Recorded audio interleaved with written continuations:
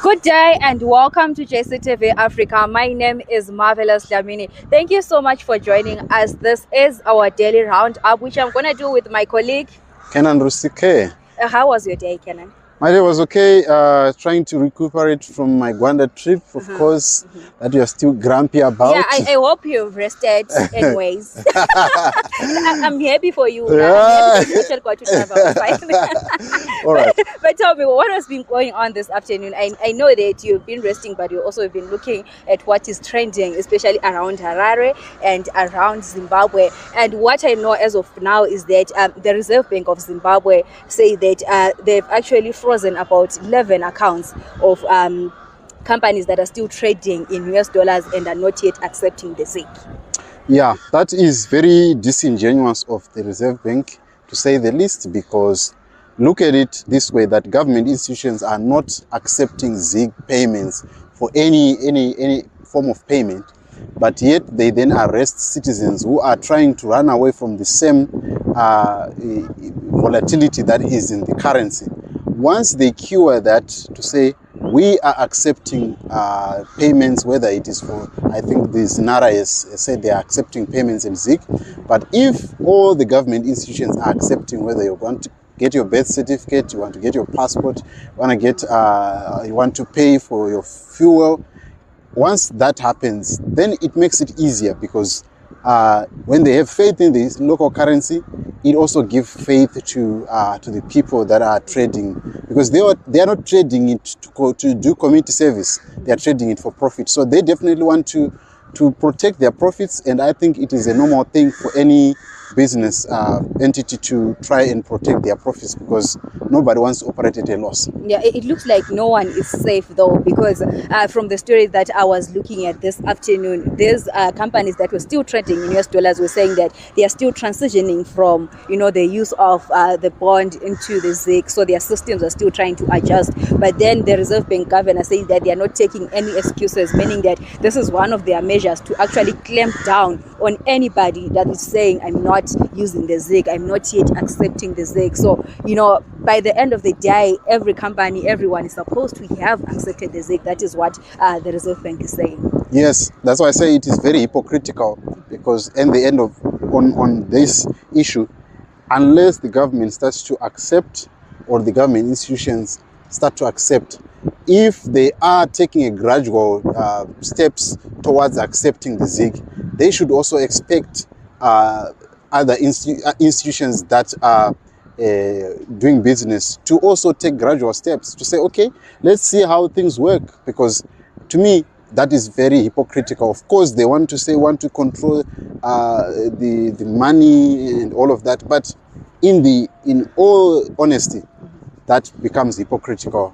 to anybody who is watching from a distance. Yeah, still on that. Today, this afternoon, also 24 money changers are said to have been arrested on top of the 65 that had already been arrested, and these were said to have to appeal for the bail this afternoon. So we're here to follow up on that story tomorrow morning. We'll update tomorrow morning if they got the bail or if they didn't. We also have to look at the 65 ones, if they actually got the bail or they didn't, because it seems like they're gonna be used as an example to say you don't mess with the ZIG like that. Yes, and there is an unfortunate story of that gentleman who missed out his wedding that was pegged for Saturday, and he could not, having to abandon. And you'd imagine how much loss he'd have made all the preparations and only to be arrested on this issue. Of course, being caught on the wrong side of the law is what it is. But for me, it's a huge loss for the men, and also a huge loss for the family. Are you saying that you were supposed to be an exception because he was getting married?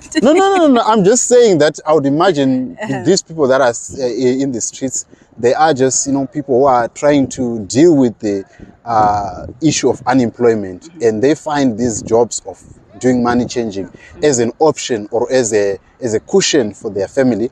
And for someone to then commit, you would have said, I've got a stream of income that is coming, and let me get married.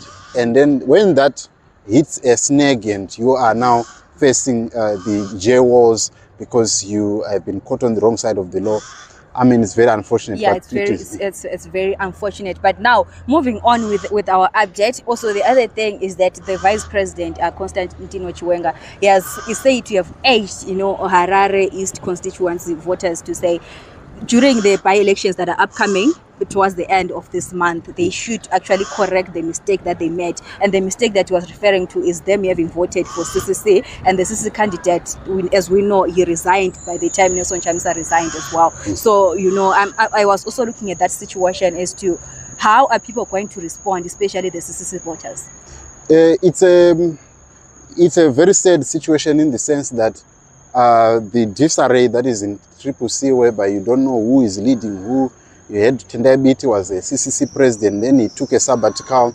You heard that it's now Washman Mube. You now hear that there is no clear leadership. What Nelson Chamisa did, he left the party in limbo, and that also it's an own goal, and the ruling party will just take that. So I really feel that it is very, very unfortunate that they are donating these seats to the ruling party, and it is very, very unfortunate. But what can the people do? Because some they might, disenfranchise them not to vote, but in the end, it will benefit ZANU-PF. So ZANU-PF will take those own goals very well. Yeah, and I'm thinking that at the end of the day, we have a lot of people not actually taking part in these by-elections. Because I was saying in Bulawayo during the by-elections, we had a few people actually showing up for voting.